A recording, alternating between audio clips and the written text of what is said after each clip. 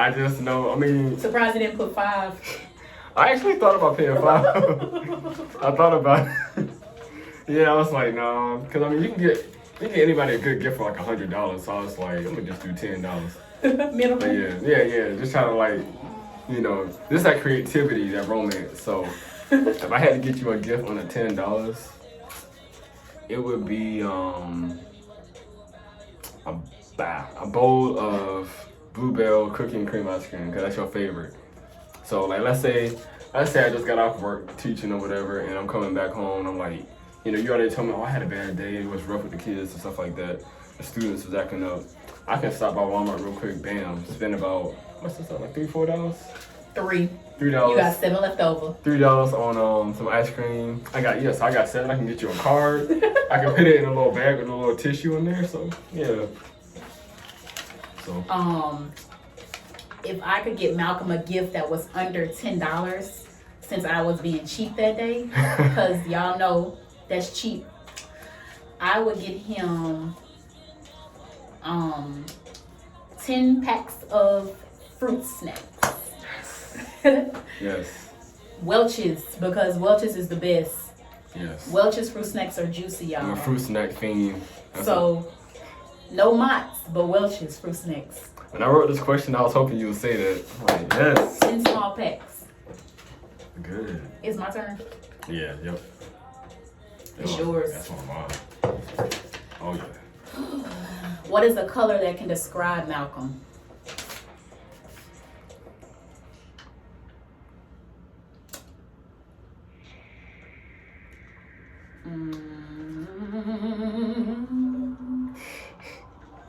Black? No.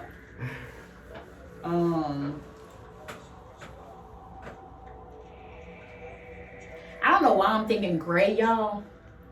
Ooh. I don't know why I'm thinking gray.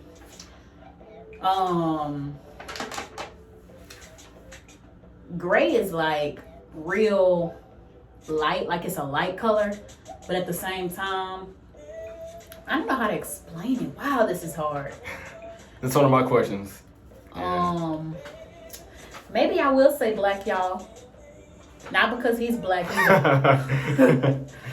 Yeah. Black to me symbolizes like strength, but like with strength, you have to have been through some type of like struggle to develop the strength. So I mean, yeah, I'm gonna go with black, just because I feel like black represents someone that's strong, like a strong black man. There you go. That was hard question, y'all. Hard question. What is a color that can describe Vienna? For me, I thought about red because there's so many. Not only that's your favorite color, but there's so much about red that you can connect with. But I would say pink. And I know pink is like a girly girl color, but that's why I chose it. It's like pink. It's a girly girl color, but also it's kind of connected to strength too. Because like women that has cancer, I think that's associated with that month. And so it's like, yeah, it's a girly girl color, but it's also strong. It represents like that willingness to push. Because it's easy to have cancer and kind of like just like quit. So you never had it, but just that color, it symbolizes more than just like femininity, but it can, just like black, it has some strength to it too. And that's something that you definitely do have. So I say pink. Good. It's not my turn. Yeah, it's your turn. Yep. All right, let's see. It's like my writing. Small. Oh yeah, I had messed up. Oh no, you can't ask that on here. I can't? No. Alright, let me choose another one. Look, don't even put it back in. Yeah, we got technical difficulties. Okay. This Wow. I remember this one. Alright. What is something you are afraid of? Think about something that really freaks you out. For me, when I wrote this question, something I'm afraid of, honestly, I think I ever told nobody. But when I was young, I had a problem breathing like really bad. I was always getting sick. So I was afraid of like, I used to be afraid of getting buried alive or being stuck somewhere where I couldn't breathe, like in a small space. Like, wow. Yeah, that's something that really freaks me out. Something I'm afraid of a lot. Heights, spiders, snakes. Everything. But like my biggest fear, and like currently my biggest fear is like losing my mom because of what's going on right now. So yeah, that's like the biggest one.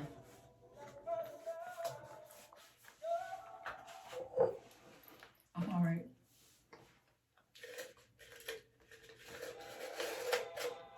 That's you. You're right. You right, big. One thing you and Malcolm have in common.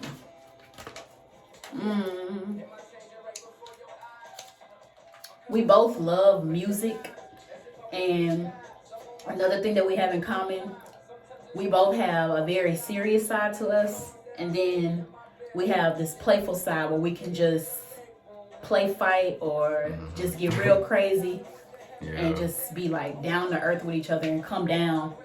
Like we both gotta have this serious side because we're both teachers, but at the end of the day, we can come out of that role and just like come out of that for a second and just get back to being, you know, just natural people. I think something we got in common. We both care about the people in our lives. Like,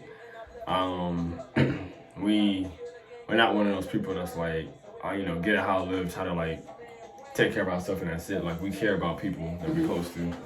And so I guess one word I would say generosity. We're generous. Like we're willing to give of ourselves, even if we don't get recognized for it, or else it's not necessarily like something everybody like put on bar, you know, on blast. We got big hearts. Selfless. Yeah. So yeah, we both real selfless and generous. It's my turn to pick, right? It's yours. Yeah. This looks like mine. I'm gonna pick this. Yep, this is mine. It's yours. Looks like you got two. This one. Okay. Ooh. All right. This is one of my questions. I was trying to be deep on this one. All right. So imagine you are 85 and about to go to heaven. What would you want Deanna to know? Or what would you want to say to her? Ooh. All right. So if I'm older and I'm on my deathbed, what I would want to say to you, besides just like I love you, I want to actually tell you thank you. And I say thank you because like, as a man, you ask a woman out and you want to date her, like that's her choice to kind of like, you know, be with you or not and stuff like that. And to also stick it out and to keep being with you, just like, you know, it is yours too. So just, you know, thank you for like, I guess, taking a lot of time out of your life, because it's a lifetime, a lot of time out of your life to spend with me. And yeah, like I wouldn't know how it would have turned out without you. So I would just be thanking you. At 85, whatever condition I'm in, hopefully I'm in my right mind and all that, and I'm still able to talk. And if I see him and recognize him, I would tell him that I appreciate him for, like, it was only God for like things to happen the way they did, but like I would tell him thank you too, and that I appreciate him so much for just accepting me for the person that I am and being willing to like run the course of life with me for 85 years. That's a long time. Imagine being not being married like 85 years, but even if it's just like 30 years, that's a long time to be with someone, to live with them. Right now. Yeah, that's a long time. So imagine from 26, 27 versus 85, however many years that is. I can't do the math in my head. But I can't even. 35, I guess. 45. Make sure y'all check that. Yeah. Check that math. But that's a long time, y'all. And I would just say that I would like say thank you, and I would say I appreciate you, and most of all that I love you. I want him to know that I love him and care about him. And everything that I do is not ever like for show or anything like that. It's all because I just care so much. Like naturally I just have a heart for people, and for the person that I'm like my significant other, for the person that I'm married to and stuff like that, my heart just gets bigger and bigger. So I like that. This is your question. Ooh, Lord Jesus. What is one thing Malcolm does that gets on your nerves? Y'all see this question? I didn't write it. A pet peeve, not a flaw. I didn't write it. A pet peeve only. What does he do that gets on my nerves, y'all? Wow. Let me fold it up. This might not have to be one I answer.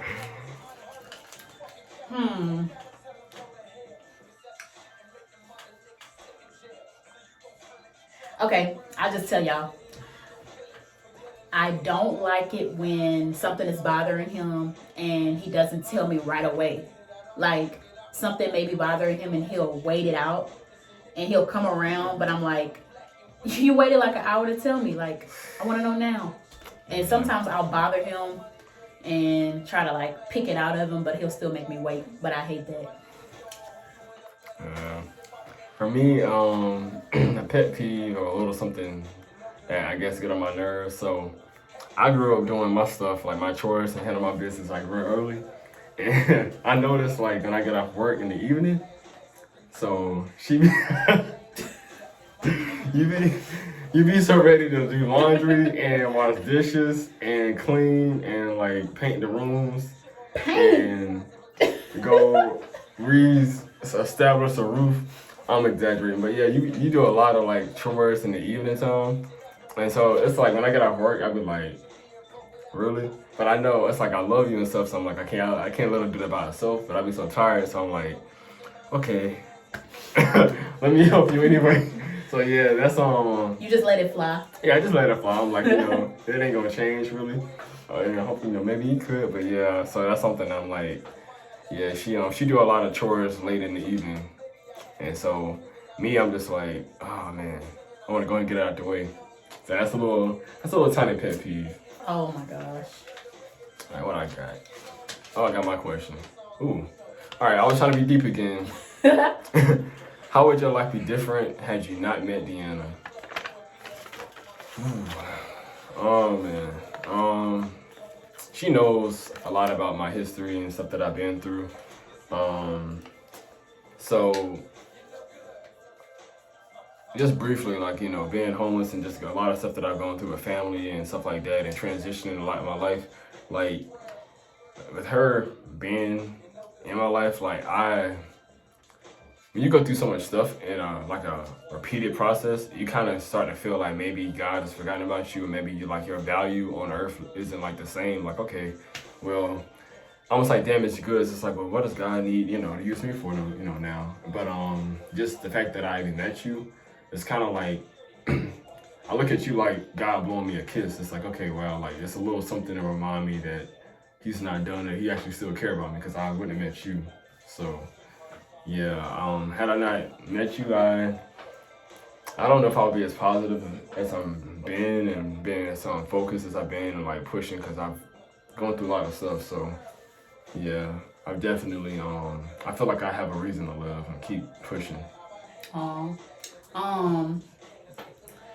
life will be different if I didn't know this guy, because I would still be that person that wants to do everything on my own. The person that's just like a hothead, just, I got this, nope, don't need your help. But with him, I have to like slow down and realize, hey, you can't do everything on your own. You need him. Y'all need each other. And I have to slow down and kind of like, it hits me some days. It's like when the incident happened with my mom, it was like reality, it just hit me, it struck. Like, as a woman, I couldn't lift dead weight. So it's like, hey, let me call Malcolm.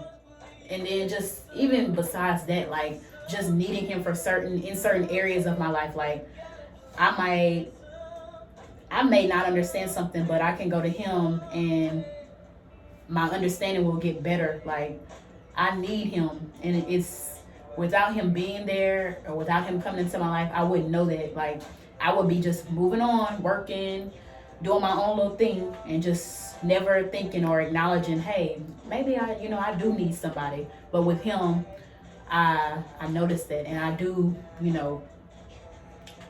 try to step back. Yeah, you're still working on that. Yeah, it's hard. I'm gonna get her there. Alright, It's your turn, ain't it? Uh. It's me. Where and how did you meet Malcolm? Instagram. Yep. Slid in the DMs. Yeah. She did it first. She. You did it first. I'm not gonna say I did it first because initially I'm scrolling through my notifications and someone left a random comment. Okay. A random comment on one of my pictures underneath it. He said God has not forgot about you and left like the emojis of like a married man and a married woman. It was similar to that. I was being a brother in Christ trying to support my fellow Christian. He was being a brother in Christ and he did not know me, y'all. Yeah. But yeah, that comment kind of like struck something in me. I don't know what it was, but it's like, let me see something here. But initially I had no intentions and no idea that we would even start like talking and things would get this far. So it's crazy. Yeah, like I said, I was Instagram and I was just being a general person, just trying to be nice, and Nope. I was just like, when she responded, I was like, okay, cool, and we started talking, and mainly our conversation was just about work, like, we both teaching, so I was talking about school, she's talking about school, and it didn't really start getting to like the flirtatious, like, hey, I like you, stuff like that until like maybe a good month. Like maybe close to a good month. We didn't even talk on the phone for a while. Like it was like just straight Instagram DMs and stuff like that. I had a number, but we didn't talk on the phone. And we finally did do it. It was only on like Saturdays. Weekends. Yeah, the weekends, because I was working 2 jobs, and then it became every day. So like we started out real innocent and really didn't expect for anything to blow up like We it came did. a long way. Yeah. Yep. Yeah. Low key, she was stalking me. No. This is like it might be yours. I don't stalk y'all. No, she don't. Yeah, this is yours. Ooh. Look at my car, y'all. Wait. Oh. Ain't got no windows. Best driver. No signal lights or nothing. The best driver is. Well, okay. The best, I'm gonna have to say, you the best driver. I drive good, but I am a little bit more of I got a zero tolerance for foolery. Nah. But y'all. Like I don't believe in blowing my horn. Like if somebody's in front of me and they don't move, I've been known to kind of just like skirt, just drive right around them and keep on going. So yeah, she's more of she's more conscientious, if I use big words. So she's the best driver out of both of us. I am a safe driver, but she definitely take the cake on that. I say that he's the best driver because he can actually parallel park and do things with my small car that I can't do. Like, you're supposed to be able to whip a small car up. I'm like, no, look, I'm about to get out. You can park it. So he's ultimately the best driver. I'm not. And I have road rage, y'all. So I'll kill somebody driving. He will attempt to do it, but it won't happen. But me, I will literally probably do it. Yeah, your road rage is bad. See, I just get away from people. Yeah, this is yours. I can't pick that car. Like How many we got left? Like 2. 4. Count them. 3. That's 2. Oh. Oh, maybe 3. With some change. 3. This is you. Yep. You guys, this is another one we're gonna have to throw to the I can answer that easy. That's bad, y'all. I can do that So easy. we have to fold this one, and yeah, we have some young viewers. No, I can answer that one easy. Hey, church family. Oh. Okay. So you'll throw church in there, okay. I'll answer that question later. Okay.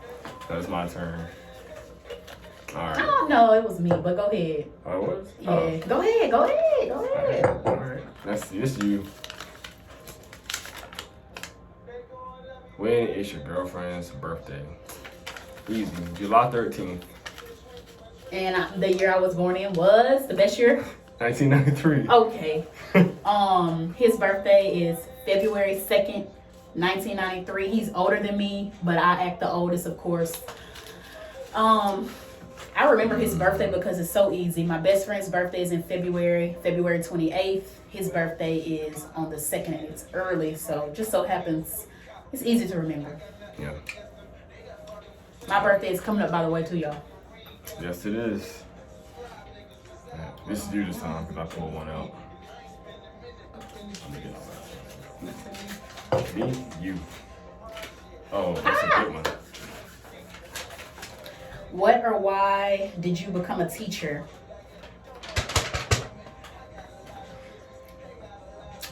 The teaching thing for me, y'all, has been like an all my life type thing. So when I was a little girl, I always tell this story to everybody that asks me. I'm like, when I was a little girl, I used to line up all my dolls and I used to play school. I had been doing this since I was like able to talk.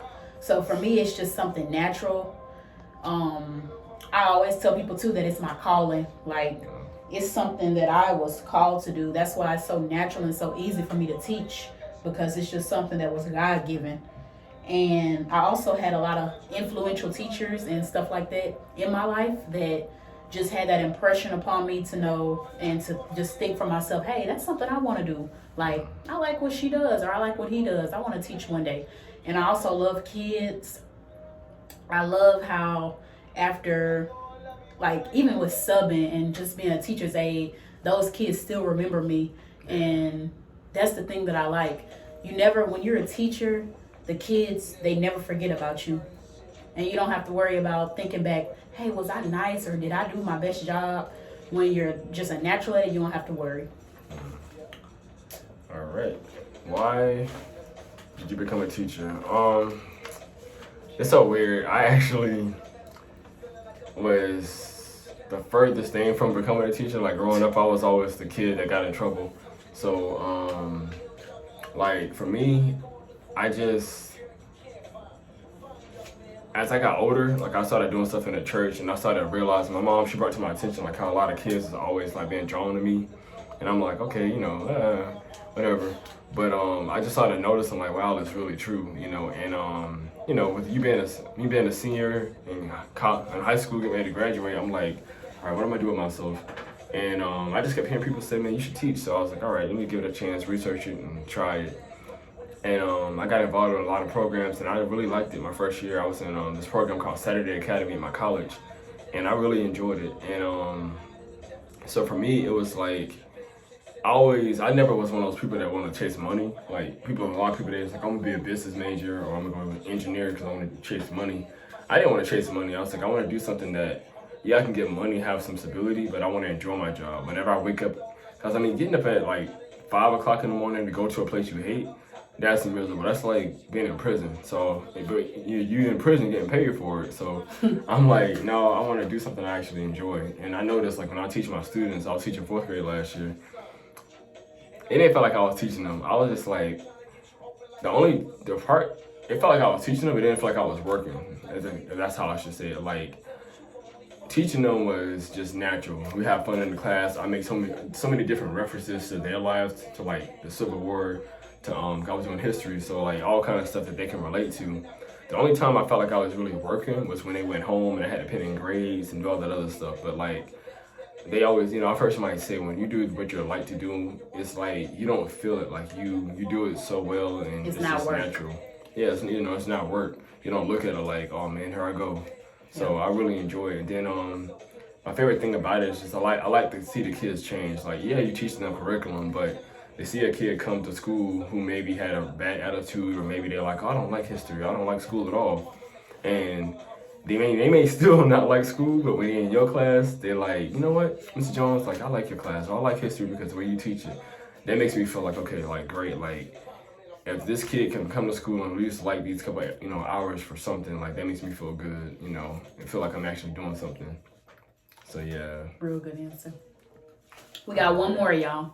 And this one on me. Wow, 40 minutes. Yeah. Now, this is yours right here. This big handwriting. Cool. Compliment your girlfriend. Easy. All right. Well, there's a lot of compliments I can give you. I'm blushing because it's like, come on, one. Like, how many are we gonna do? Just compliment. Okay. My head is banging. Your head is banging. It hurts from this hat.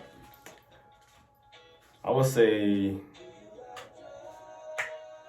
I don't want to say I never, but like I really do appreciate how whenever I go to work in the morning, like you always feed me and everything like that and make sure I eat. Feed you. Yep. You feed me. I love how you keep yourself together. Like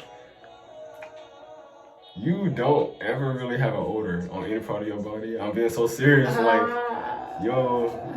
like I like how you maintain yourself. Like that's something I find attractive. And like I know it takes a lot of work, you know, with the hair and your nails and everything like that. So like stuff like that I appreciate. Yeah. I know. Y'all,